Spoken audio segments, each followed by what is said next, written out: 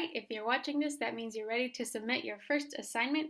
So for the purposes of this video, I've created 2 example answers that we're going to submit to Jane's first essay.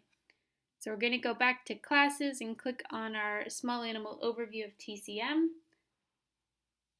And we're going to click straight on assignments to go and submit on the left-hand gray bar.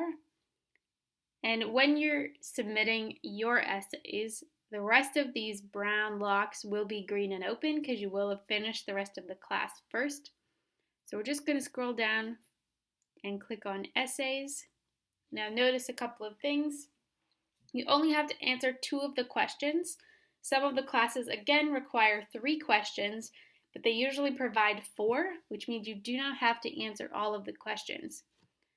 Second, it has to be in your own words. You can take a single quote of a sentence from the AcuDog book, for example, or the course content, but please make sure that it is in your own words, and we need 500 words or less. So we don't need 5 pages, we don't need 3 sentences. Somewhere between 300 and 500 is usually where most students tend to sit. These are graded manually, so you will not get an automatic grade when you submit them, so do take your time. This quiz is also not timed, so you can pause and resume at any time. One thing I really love about this feature is that means you can come on, check the questions, choose which ones you want to answer, take your time, a couple of days if you want, to write your answers, and then come back on to submit it because the quiz is not timed.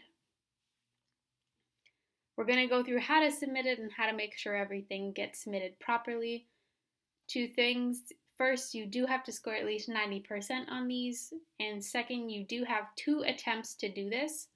So if, for example, you submit your first set of essays and you, for example, score 75%, whoever grades it, which will most likely be me, I will put comments down here that you'll see on how you can improve or, for example, add more examples to your answer to demonstrate your understanding or something like that. And that's an easy way to make sure that you pass on your second attempt. So I'm going to show you now how to submit them. When you're ready to start, you can click Take Quiz, and it'll actually show you the questions.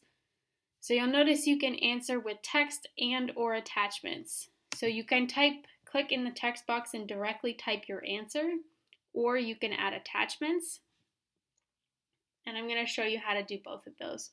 So for this question, you can see my example answer 1 is for question 1, and example answer 3 will be for question 3. So I could type my answer in here. I find that the formatting is not always as nice, so I tend to type it out in a Word doc and then format it correctly and then submit it here. So there's 2 ways to do this. You can either drop the file here, clicking and dragging, or click to browse. I'm going to show you how to do both. So make sure you're submitting the correct answer to the question and not submitting, for example, answer 3 to question 1, because that would be very confusing.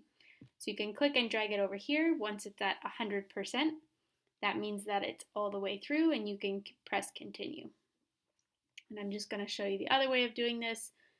You can press click to browse. This will help you find it on your desktop. An easy way to be able to find your assignments is to save them directly to your desktop. So when you go to look for them, you can see if I press my desktop, I can see example answer 1 right here. Again, make sure you're choosing the correct file, and you can do it that way. So this is example answer 1. We're going to press continue. Question 2, I do not have an answer for this question, so I'm going to proceed to the next one. One thing I want you to notice is that there's a little progression on the right hand in the question section, so it will show you which question you're currently on, and you will see a summary once you get to the end, so you'll make sure that you've answered enough of the questions that I'll grade it for you. So question 3, we do have an answer for this. I'm just going to open this one so I can show you.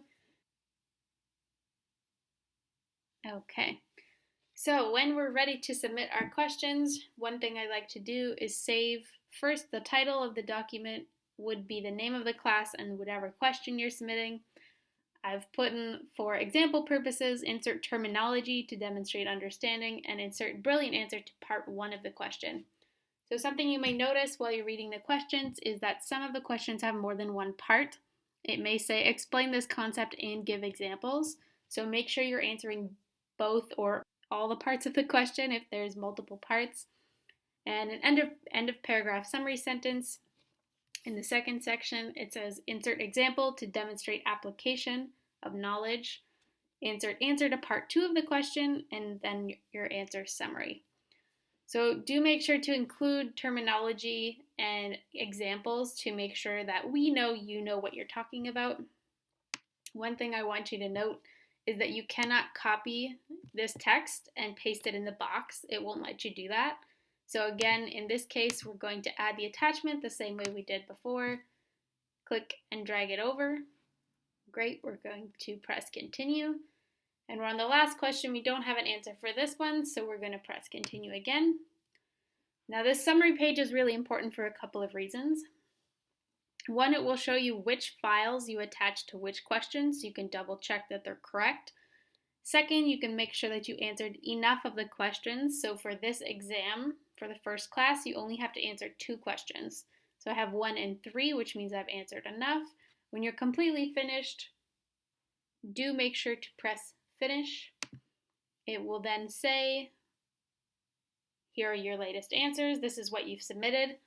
And it says waiting to grade because I would then have to sign into my own account and grade them. A couple of things. It will show you how long you've taken to finish the quiz. If you did what I did and go on, read the questions, come out, answer them, and go back in, your time taken could be very short. But do know I've used 1 of 2 attempts, so if I don't get over 90%, which in this case, there's no actual context or answers on my example, so I wouldn't, but I do have a second attempt. So that's really important.